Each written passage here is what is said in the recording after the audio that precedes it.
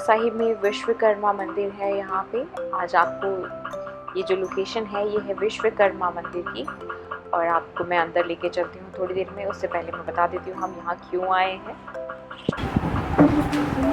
Hey guys, welcome back to my channel. So guys, आज मैं अभी ऑफिस से आई हूँ और गाइस आज हमने क्या क्या किया। आज एक्चुअली लंच के लिए हमें कहीं इनविटेशन था। इनविटेशन भी क्या था, 13वीं थी आज जहाँ हमें जाना था, और वहाँ गरुड़ पुराण का पाठ हो रहा था। तो गरुड़ पुराण में जो कुछ आज 16वां दिन था गरुड़ पुराण का, जिसको यहाँ पे रसम पगड़ी के नाम से जाना जाता है। कहते हैं कि जो जिस बुजुर्ग की डेथ हुई है वो अपने जो भी अपनी रिस्पॉन्सिबिलिटीज़ हैं अपने आने वाली नेक्स्ट जनरेशन को देके जाती है, तो उसको ही रसम पगड़ी कहते हैं कि जो जिम्मेदारी है वो आगे पास ऑन कर दी है उन्होंने। तो आज था 60th डे जिसमें गरुड़ पुराण का पाठ हो रहा था। तो उसके कुछ वचन है जो पंडित जी वहाँ चैंट कर रहे थे, वो मैं आगे आपको वीडियो में दिखाऊंगी। आप देखिएगा पूरी वीडियो। अगर आपको अच्छी लगी तो आप कमेंट भी कीजिए, और काफ़ी पॉजिटिव चीज़ें हैं जो कि बताई गई हैं, तो मैंने सोचा आप सबके साथ भी शेयर करूँ मैं इस चीज़ को, इसलिए थोड़ा बहुत मैंने वहाँ रिकॉर्डिंग कर ली। सो गाइस देखिए आप आगे पूरी वीडियो को। ये जो आंटी हैं इनकी डेथ हुई, ये काफ़ी टाइम से बीमार थे, और कुछ समय पहले ही हमें पता चला 12-13 दिन पहले इनका देहांत हो गया है। तो आज 13वीं का भोग था जहाँ हमें इनविटेशन दिया गया था, तो आज हम वहाँ गए थे लंच के लिए, और आपको आज मैं आगे दिखाती हूँ लंच में क्या क्या था। जो इस समय सारे जो भी आए हुए हैं यहाँ पर 13वीं में उनके लिए खाना बना था। तो आप देख सकते हैं सैलड है, और यहाँ पे पूरी और खीर होती है जो 13वीं में बनाई जाती है, और साथ में बाकी और भी खाने के लिए अलग अलग तरह की सब्जियां थी। तो इसके बाद गाइस खाना होने के बाद अंदर पूजा हो रही थी, जिसमें पंडित जी बता रहे थे कि किस तरीके से प्राणी की यात्रा है और गरुड़ पुराण में क्या क्या महत्वपूर्ण चीज़ें बताई गई हैं। तो सुनिए आगे आप।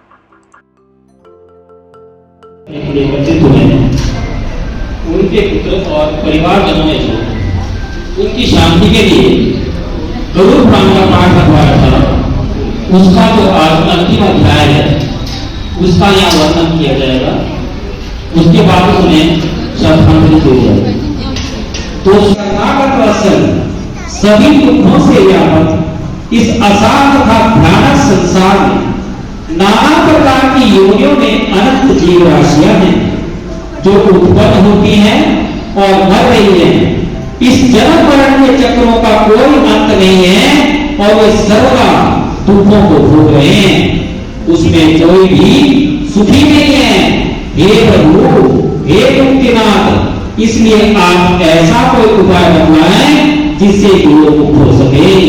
तो भगवान जी उत्तर दे रहे हैं, चिरोतारक्षो प्रवक्ष्यामि यन्मातुं प्रीत्यच्छति देव परब्रह्मा स्वरूपी निष्कलः शिव सर्वज्ञो सर्वकर्ता च सर्वेषु निर्मोलो अद्वैतो।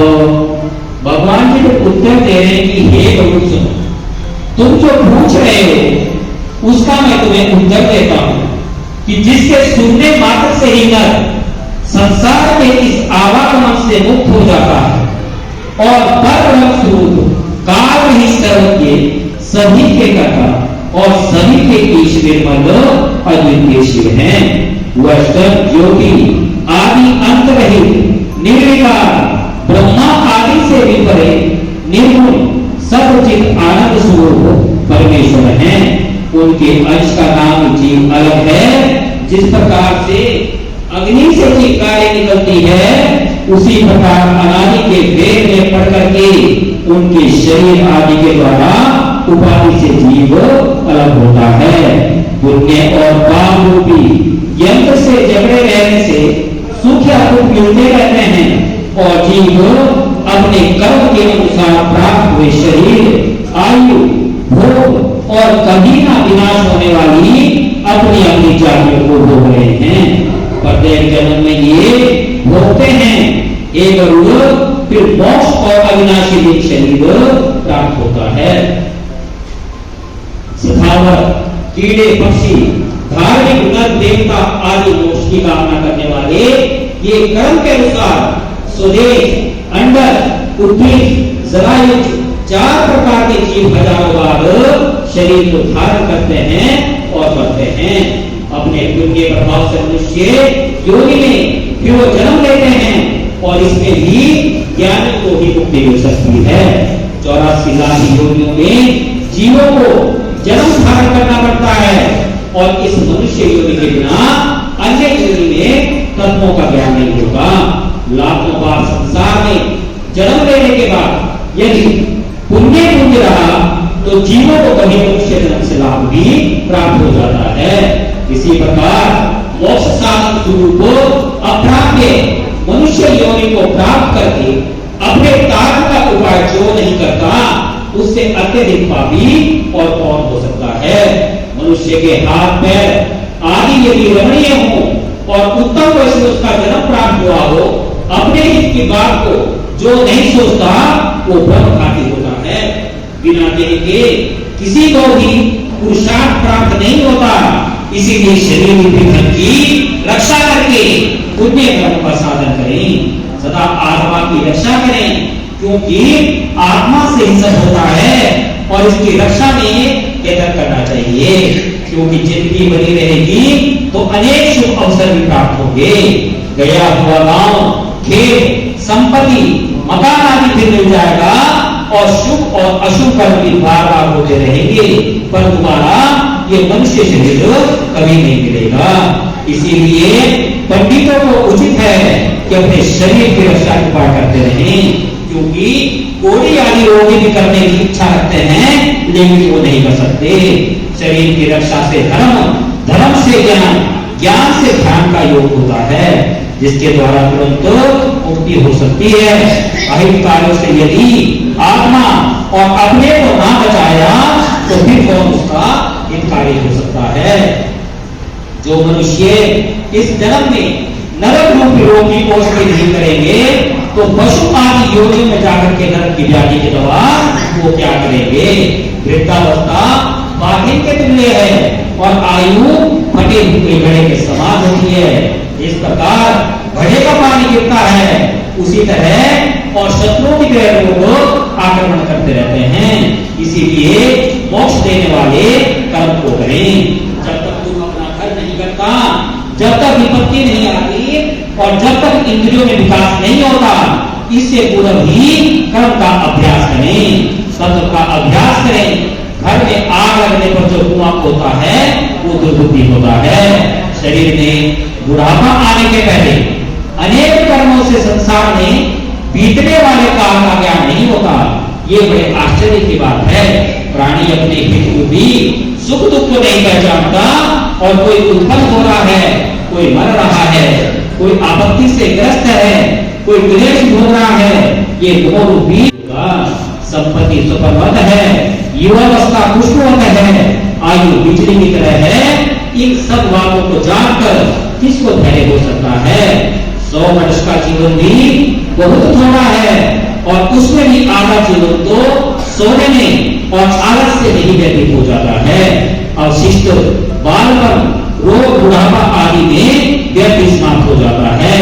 मोक्ष के साधन में, ब्रह्मचिंतन में, उद्योग रहित शयन करके भयस्थान में विश्वास करने वाली प्राणी काल के द्वारा माने जाते हैं। जल के बूंद की तरह शरीर में जीव को दबा करके अस्तित्व लेके श्वास में गई वो स्थिर रह सकता है।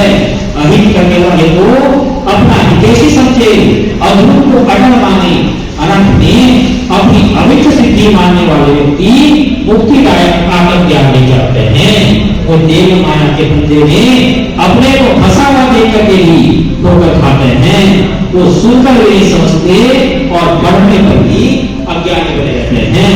ये कोई नहीं समझता कि मैं काल रूपी अथाह संसार सागर में मगन हूं और जिसमें की मृत्यु को बुढ़ापा आदि भी ज्ञात है। जिस प्रकार जल में स्थित कच्चा घड़ा प्रतिपल में नष्ट होता हुआ रहता है, मालूम नहीं पड़ता, उसी तरह से प्रतिरक्षण नष्ट होने वाला काल भी कभी पहचाना नहीं जा सकता। घेरे में हवा भी बांधी जा सकती है, आकाश में खंड खंड भी किया जा सकता है, लहरों को भी पूछा जा सकता है, किंतु आयु में आस्था नहीं हो सकती। वह काल भूमि दहन कर सकता है, मेरु पर्वत को घेर सकता है, समुद्र के जल को सुखाया जा सकता है, तब शरीर की क्या करना है? मेरे पुत्र, मेरी स्त्री, मेरा धन, मेरे बांधव, ऐसी बातों का प्रलाप करने वाले मनुष्य रूपी बकरे को काल रूपी भेड़िया मार कर गिराता है। ये काम मैं समाप्त कर चुका हूं, ये अभी बाकी है, किया हुआ कार्य व्यर्थ हो गया। ऐसी इच्छा करने वाले को काल अपने बंदे में जकड़ लेता है। जो कल करना है उसको आज ही करें, जो साय करना है उसको प्रातःकाल ही कर ले, क्योंकि तुमने कितना काम किया है और कितना काम बाकी है, इस बात का काल कभी भी इंतजार नहीं करेगा। मृत्यु रूपी शत्रु को अपने ऊपर आक्रमण करके वृद्धावस्था में आकर के मार बदलाया, जिसके शारीरिक असाध्य रोग हैं, और इससे बचने वाले ईश्वर की शरण में क्यों नहीं जाते? प्राणी को कृष्णा रूपी सुई से पहुंच करके, विषय रूपी घी में गिरा करके, राग द्वेष रूपी अग्नि से दबा करके मृत्यु हमेशा भोजन करती रहती है। ये संसार ऐसा ही है, बालक, जवान, बूढ़े, गर्भस्थ, चाहे जो भी हो, सबको मृत्यु भेज देती है। जब जीव अपने शरीर को ही त्याग करके यम को ही चला जाता है, तो कैसे स्त्री, माता, पिता, पुत्र आदि संबंधी कहे जाएंगे? ये संसार दुख का खजाना है, जो इसके प्रपंच में रहता है कोई दुखी होता है। जिसने इस संसार का त्याग किया वो सुखी हो जाता है, दूसरा कोई सुखी नहीं हो सकता। अतः संपूर्ण कष्टों को उत्पन्न करने वाले आपत्तियों का खजाना तथा संपूर्ण पापों का आश्रय रूप संसार में मुक्त होकर के इसे क्षण भर में त्याग दें। लोहे और लकड़ी के पास से जकड़ा हुआ मनुष्य छट सकता है, किंतु पुत्र, स्त्री के पास में कभी भी प्राणी की मुक्ति नहीं हो सकती। जो मनुष्य जितना प्रेम भाव संबंधियों से बढ़ाता है, उसके हृदय में उतने ही दुख रूपी बातें जुटते हैं। विषय आहार करने वाले देश के तो इंद्रिय रूपी जो संपूर्ण धन को मनुष्य का लूट करके उसका पास करते हैं। जिस प्रकार मांस लूटक मछली लोहे की केल को नहीं देखती, उसी प्रकार से आनंद लूटक मनुष्य भी यम की बाधा को नहीं देख सकता। हे गरुड़, हित और अहित को जानने वाला सदा कुग्रस्त, कुमार्गगामी और अपना पेट भरने वाला मनुष्य नरक नहीं जाता है। आहार, निद्रा, भय, मैथुन, ये तो सभी प्राणी में एक समान होता है, परंतु ज्ञानी को ही मनुष्य कहते हैं और ज्ञानहीन को पशु कहा जाता है। प्रातः काल का समय मन मुक्त करने में, मध्याह्न का समय खाने पीने में और रात का समय निद्रा में मुक्त को लोग व्यतीत करते हैं। अपने शरीर, धन, स्त्री, पुत्र आदि में सभी प्राणी लगे हुए हैं और अज्ञान रूपी मोह में पड़ करके उत्पन्न होते हैं और फिर मर रहे हैं। इस कारण से सदा आसक्ति का महात्याग करके, यदि सब आसक्ति से न छड़ सके तो संत महापुरुषों के साथ संगत। गाइस, आपको वीडियो अच्छी लगी तो वीडियो को लाइक कीजिए, चैनल को सब्सक्राइब नहीं किया है तो सब्सक्राइब भी कीजिए और ये इन्फॉर्मेशन आप सबके साथ शेयर कीजिए, बिकॉज मैं चाहती हूँ ऐसी इन्फॉर्मेशन ज़्यादा से ज़्यादा प्रमोट हो, सब लोगों को पता हो एग्जैक्टली हमारे गरुड़ पुराण में क्या लिखा है। जितना भी इन्फॉर्मेशन मैं कैप्चर कर पाई वो मैं आपके साथ दिखा रही हूँ इस वीडियो में। और सब्सक्राइब कीजिए, चैनल सब्सक्राइब अगर नहीं किया है तो कर दीजिएगा। छोटों से प्यार करें, बड़ों की रिस्पेक्ट करें और खुद का ध्यान रखिए। Thank you for watching guys, take care, see you next vlog. Tata, जाओ जाओ जाओ।